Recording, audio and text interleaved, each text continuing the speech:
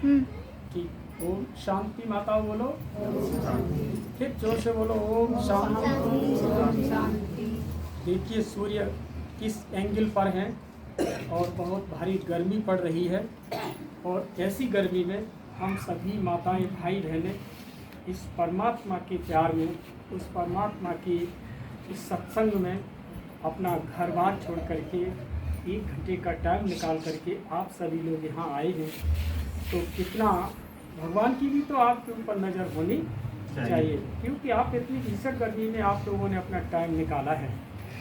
तो मैं आप लोगों को आज ये संदेश दे रहा हूँ। इससे पहले मैंने स्वयं की पहचान का संदेश दिया था, और उस स्वयं की पहचान में मैंने आपको बताया था कि आखिर में आप हैं कौन और आप कहाँ से आई हैं। तो हमने ये पहला चित्र आपको हमने पहले समझाया था। आज आपको हम इसमें ये बताएंगे कि आप कहाँ से आए हैं और आपको कहाँ जाना है। ये हमारी क्या है, खोज है, एक पहेली है। इसी पहेली को सुलझाना है, और इस पहेली को जो सुलझा लेता है, माना जो अपने जीवन में एक सच्ची सहेली कहते हैं, जिसे हमारी इस कर्म क्षेत्र पर एक सच्चा दोस्त अगर मिल जाए तो आप समझ लीजिए हमको सेकंड गॉड मिला है। कौन मिला है?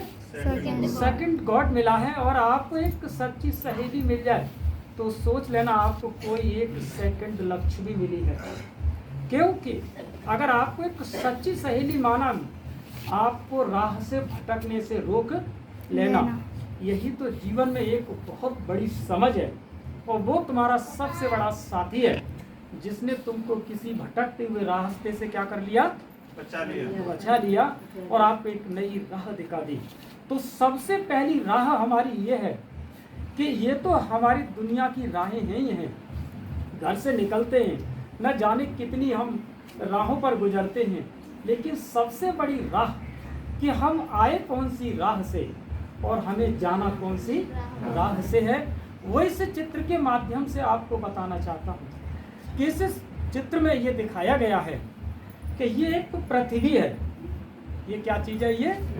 ये पृथ्वी है, और इसी पृथ्वी के ऊपर हम सब लोगों का क्या है, जीवन है।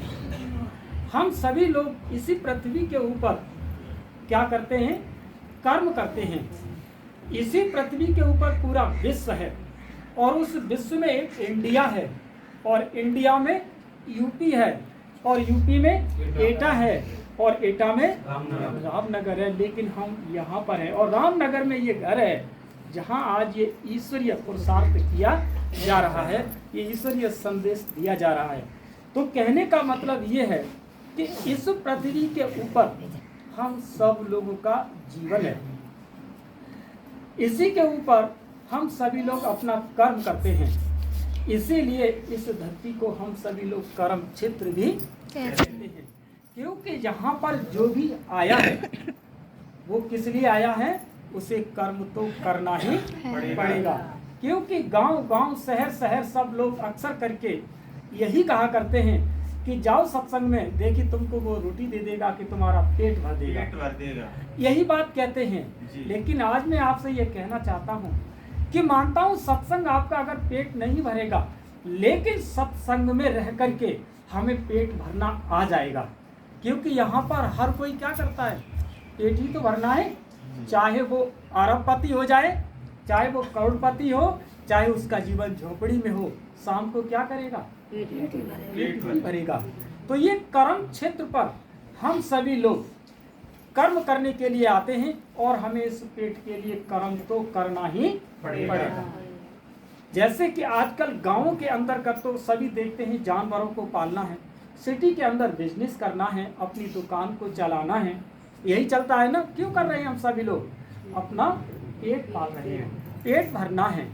इसीलिए इस धरती को कर्म क्षेत्र भी कहते हैं। और एक न एक दिन इसी धरती से हम सभी लोगों को एक न एक दिन यहाँ से अलविदा होना है और जाना है। इसी अंतिम सत्य को स्वीकार करना है। इसी अंतिम सत्य को न तो राम झेल पाए, न रावण झेल पाया, और न कंस झेल पाए, न कृष्ण झेल पाया, और जो भी धरती पर आया कोई भी नहीं झेल पाएगा। इस अंतिम सत्य को तो स्वीकार करना ही पड़ेगा।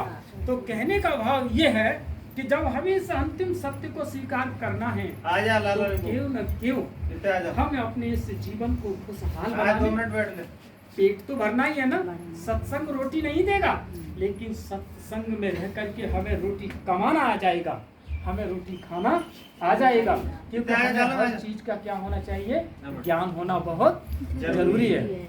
दूसरी बात मैं बता रहा हूँ, तो ये कर्म क्षेत्र भी हो गया, क्योंकि हम सभी लोगों को क्या करना है, यहाँ कर्म तो करना ही है।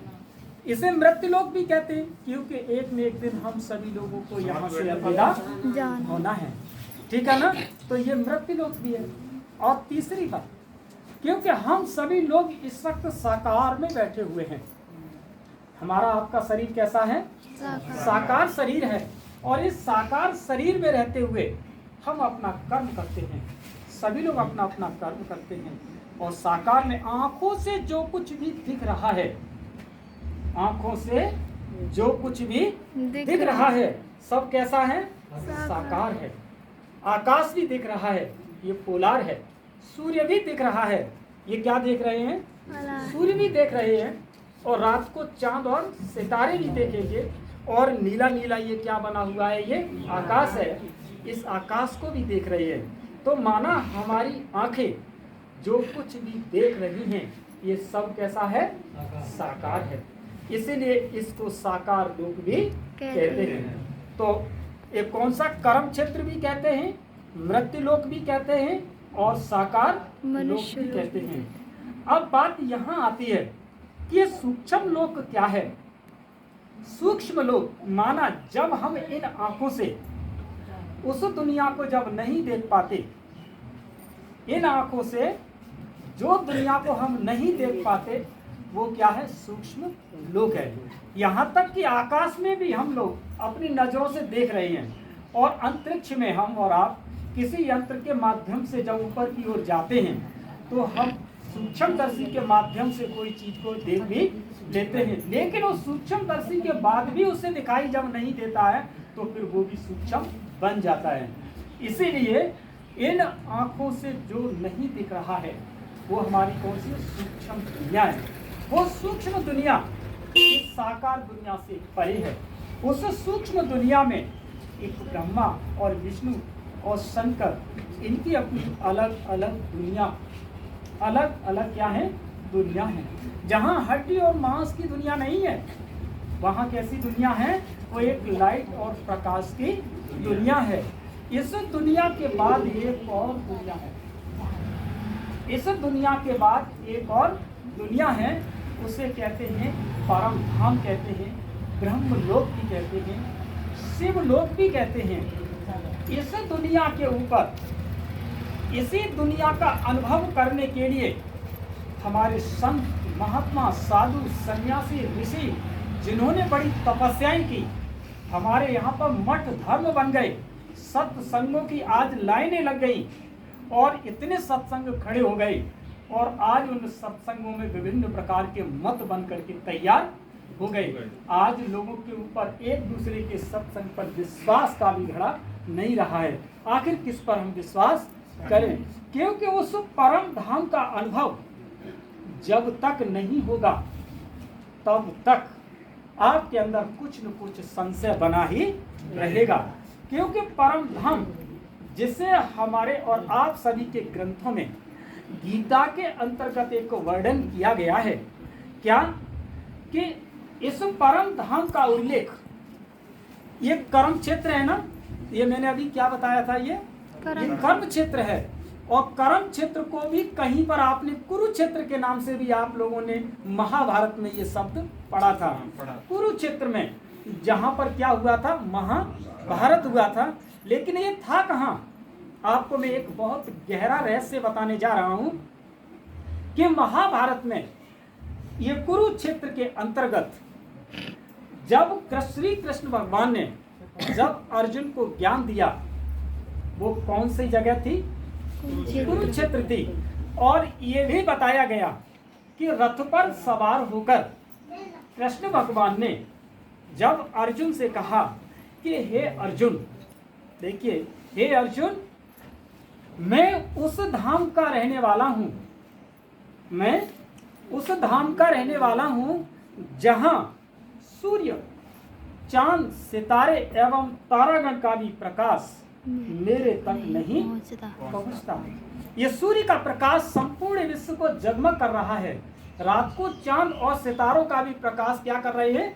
जगमग करते हैं। लेकिन वो जो परम धाम की बात जो स्वयं कृष्ण ने इस कुरुक्षेत्र में खड़े होकर उस कृष्ण से जो दृष्टांत दिया था कि मैं उस धाम का रहने वाला हूँ जहाँ पर ये सूर्य और तारागण का भी प्रकाश मेरे तक नहीं पहुँचता। यहाँ पर अगर एक परम सत्य का जिसने अगर अनुभव कर लिया और जिसके ऊपर गहरा चिंतन कर लिया तो समझ लेना गीता का सार उसके अंदर आ जाएगा। क्या कि जब वो यहाँ खड़े होकर के जब स्वयं श्री कृष्ण अर्जुन से कह रहे थे और ये भी कह रहे थे कि मैं उस धाम का रहने वाला हूँ जहाँ सूर्य और चांद सितार का प्रकाश नहीं पहुँचता, तो ये मैं आपसे कहना चाहता हूँ कि उन्हें कैसे मालूम था कि मैं उस धाम का रहने वाला हूँ, जबकि ये दो स्थूल नेत्र हमारे कहाँ तक देख सकते हैं? सूर्य को देख सकते हैं, चांद सितारों को देख सकते हैं, इस पोलार को देख सकते हैं। लेकिन ये जो बात चल रही थी, कौन सी बात? कि परम धाम का मैं रहने वाला हूँ, तो इन आंखों से, इन स्थूल आंखों से उसका दर्शन कैसे कर दिया? यही एक गहरा रहस्य है। इसी रहस्य को समझ जाते हैं तो हमारा तीसरा नेत्र, आप लोगों का भी तीसरा नेत्र खुल जाएगा और यहाँ तक कि गीता सिद्ध हो जाएगी। क्या आखिर में वो बोलने वाला कौन था? कैसे उनको पता थी? अरे हमारे स्थूल नेत्र तो थोड़ी देर तक देख पाएंगे ना, थोड़ी ऊंचाई तक देख पाएंगे, आकाश चांद तक देख लेंगे, लेकिन बात कहाँ की हो रही थी? बात कहाँ की हो रही थी? परम धाम की, जहां पर सूर्य और चंद्रमा का भी प्रकाश नहीं पहुंच रहा था। तो इन आंखों ने कैसे देख लिया उस बात को? किसने ये बात बताई? इसी रहस्य को आज तक अच्छे अच्छे संत, महात्मा, साधु, सन्यासी समझ नहीं पाए और आज गीता का खंडन हो गया और आज अनेकों धर्म और सत्संग इस धरती पर बन करके तैयार हो गए और आज उन धर्मों में देखिए गिलानी हो रही है। कारण क्योंकि जब उन्हें किसी परम सत्य का जब अनुभव नहीं होता है और उनके पास भीड़ों की जब लाइन लग जाती है और जब भीड़ होती है तो उनके पास धन बरसने लग जाता है और जब धन बरसता है तो फिर उनकी बुद्धि ऑटोमेटिक खराब होने लगती है क्योंकि उनको असली चीज का अनुभव नहीं हुआ। जब असली चीज का अनुभव होगा तो उनको डर होगा। जब आपको एक सच्चाई आपके सामने खड़ी हुई है तो आपको किस बात का होगा? डर होगा कि नहीं होगा? लेकिन आज जब डर उनको नहीं है क्योंकि उन्हें वो डगर मिली नहीं है। जब उनको वो डगर अगर मिल जाएगी तो फिर क्या निकल जाता है? अंदर से डर निकल जाता है। तो ये बात चल रही थी कि वहां पर स्वयं श्री कृष्ण के अंतर्गत बोलने वाली शक्ति कौन थी? इसी शक्ति का ही तो अनुभव करना है क्योंकि हमारे दो स्थूल नेत्र नहीं देख पाते। तो देखने वाली शक्ति कौन थी? कि वो परम शक्ति जहां पर एक निराकार ज्योतिर्बिंदु जो उस परम धाम का स्वामी है, वो स्वामी उस परम क्षेत्र में, माना इस कर्म क्षेत्र पर स्वयं श्री कृष्ण के अंतर्गत बस जब वो शक्ति उनके अंदर प्रविष्ट हुई तो उस शक्ति ने बताया कि मैं कहाँ का रहने वाला हूँ और तुम आत्माएं भी वहीं की रहने वाली हो। तुम भी आत्मा हो और मैं भी आत्मा हूँ। और उनके अंदर बोल रहा था वो परमात्मा है, वो स्वामी है। वो कौन है? स्वामी है। क्योंकि आजकल जैसे कहते हैं ना राधा स्वामी, आखिर में राधा कौन है और स्वामी कौन है? आत्मा राधा है और स्वामी कौन है? परमात्मा है।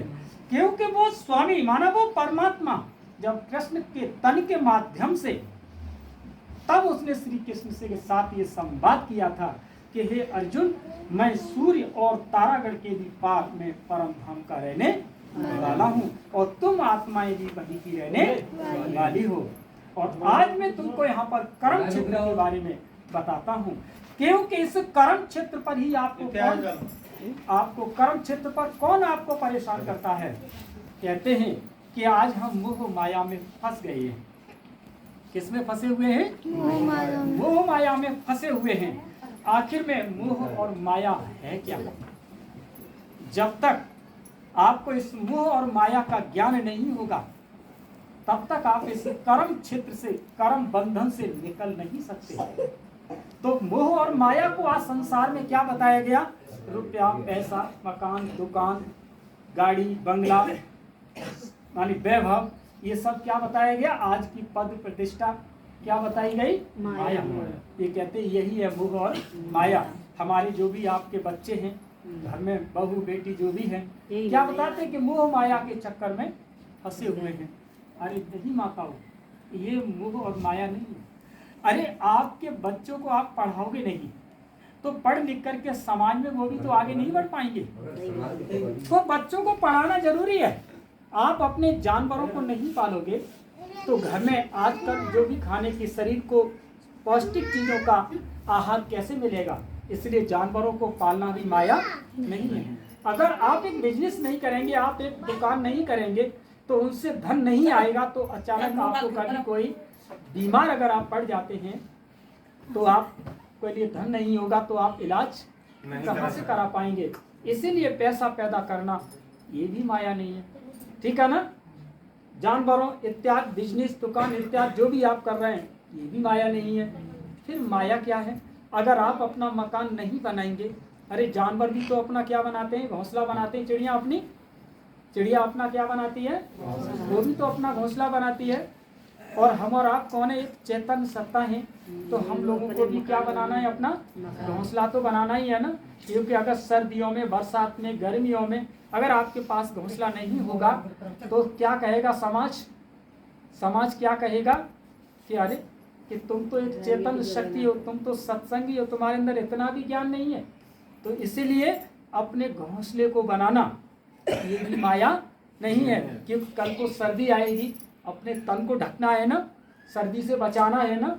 अगर क्योंकि तन नहीं है तो फिर जब तन ही ठीक नहीं है तो सब कुछ ठीक नहीं है।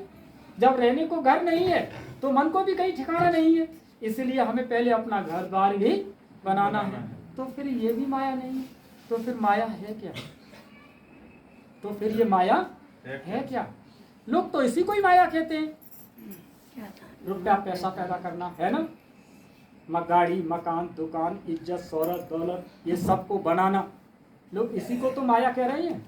लेकिन ये तो तुम्हारे काम की चीज है, ये तो तुम्हारे काम। फिर माया क्या है?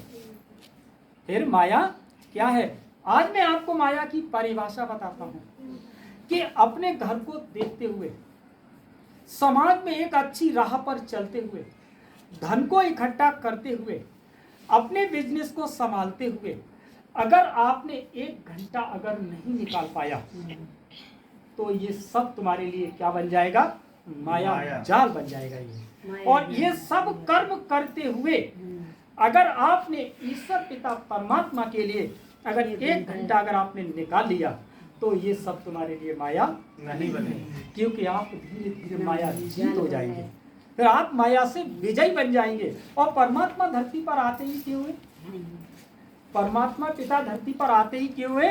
जब आपके मन को सुख और शांति और दुख ये आपके अंदर आ जाते हैं और सुख और शांति जब गायब हो जाती है तब परमात्मा को आप ढूंढते हैं, उसको पुकारते हैं।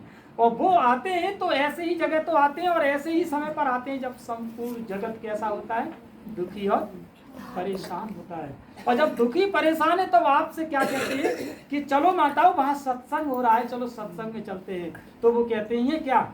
अरे काय का सत्संग, हम तो दिमाग से वैसे ही परेशान है। लेकिन आपको ये ध्यान नहीं है, सत्संग से परेशानियां छूट जाती हैं।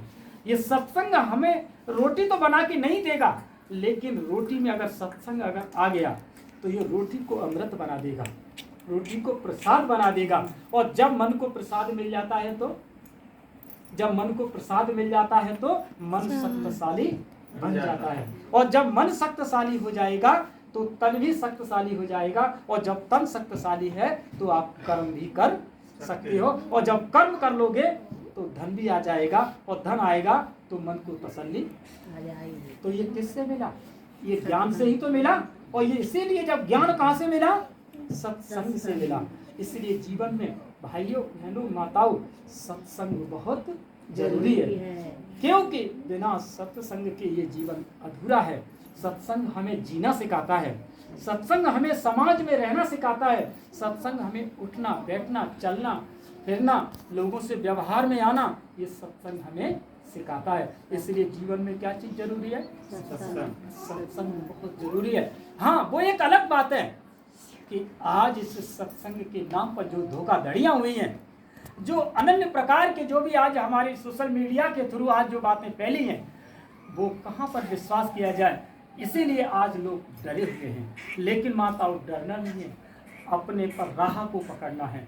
हमारी राह कौन सी है कि हम आए तो उस राह से और जाना भी हमें उसी राह पर, हमें उस परम धाम में ही जाना है। तो आपको उस परम धाम में ले जाने वाला है कौन?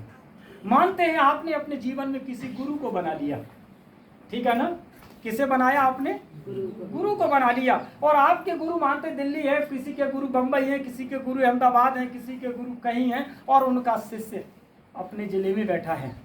और उनके शिष्य ने अगर शरीर छोड़ा तो अब उनकी आत्मा कहाँ जाएगी? गुरु के पास जाएगी। अब जाना आपको कहाँ था? परम धाम में। मुक्ति कहाँ मिलेगी? परम धाम में। और परम धाम में शरीर तो जाता ही नहीं है, और जाती कौन है? आत्मा। और आत्मा बिना परमात्मा के उस घर में जा नहीं सकती। कैसे माताओं? अगर जैसे कोई कुंवारी कन्या है, अगर आप उससे कहो कि तुम जाओ अपने घर, जाओ अपने पति के घर, तो वो चली जाएगी? नहीं जा सकती ना। क्यों? क्योंकि उसका अभी कहीं संबंध भी नहीं है। अरे आप भी तो जब इस घर में आई थी, आप भी जब इस गांव के अंतर्गत आई थी, तो क्या आप बिना संबंध के आई? पहले आपके पास लोग देखने के लिए गए आपको, फिर आपकी चिट्ठी गई, आपका सब कुछ हुआ, बारात गई, आपका संबंध बना और आप इस घर में आ गए। और फिर वो लेवाने के लिए आपको गए, फिर वो आपको आए, फिर लेने के लिए गए, फिर लेने के लिए गए, और फिर आप गए, और 1 2 बार 3 बार आना जाना हुआ। अब वो जाए या न जाए, आप अकेले भी जा सकते हैं और अकेले आ सकते हैं, क्योंकि आपको रास्ता दिखा दी। ये कार्य है परमात्मा का, उस परम धाम का, क्योंकि परम धाम का रास्ता दिखाने वाला वो परमात्मा स्वामी है, वो परम पिता परमात्मा शिव है। जब तक आपका संबंध उसके साथ नहीं होगा, तब तक आप परम धाम में जा नहीं। आप मान लीजिए आपने, मतलब है मन की तृष्णा, मंत्र का मतलब क्या है? मन की तृष्णा। और मन की तृष्णा का मतलब है मन की प्यास बुझाने वाला। वो क्या है? मंत्र। मन की माना मन की प्यास बुझाने वाला। और गुरुजी ने जो आपको मंत्र दिया, क्या आज आपकी उससे मन की प्यास बुझ गई कि अधूरी है? आज भी आज अधूरी है। भले ही गुरुओं का मंत्र लिए बैठे हैं, लेकिन देखो ना, गांव गांव और शहर शहर क्या कर रहे हैं? मंत्र का जाप तो कर रहे हैं, लेकिन वो अपने जीवन में व्यसन कर रहे हैं आज भी। क्यों व्यसन क्यों कर रहे हैं? क्योंकि आज उनके मन की प्यास नहीं बुझी है। इसलिए मंत्र इत्यादि जो भी दिए, और गुरु छोड़ गए 10 साल पहले शरीर, और शिष्य छोड़ रहा है आज, लिहाजा आपको कहाँ जाएगी? कहते हैं कि सदगति हो जाएगी। अब सदगति कौन करेगा? किसके द्वारा होगी? इसलिए आज भी गुरु गुसाई संत जो भी हैं, परमात्मा पिता कहते हैं मैं उनका भी उद्धार करने के लिए धरती पर अवतार लेता हूँ, मेरा अवतरण होता है। कैसे? कि मैं जब तक तुम्हारी आत्मा को मैं स्वयं ले जाता हूँ, कि परम धाम में शरीर तो जाता नहीं है, जाती है तो केवल आत्मा, और आत्मा और रहता है वहाँ कौन? परमात्मा पिता स्वामी है। वो परमात्मा आपकी आत्मा को यहाँ से ले जाता है। कब? जब आपका उसके साथ क्या होगा? क्या कब होगा? जब आपके साथ उसका क्या होगा? संबंध होगा। क्योंकि बिना संबंध के तो वो ले ही नहीं जा सकता, क्योंकि आप उसको जानते ही नहीं, तो वो ले कैसे जाएगा? इसीलिए हमारे वेद पुराणों में, गीता भागवत पुराणों में हमेशा योग बताया गया है क्या बताया गया है? योग। कि जब तक आप अपने जीवन में योग साधना नहीं करेंगे तब तक वो आपको ले नहीं जा सकता।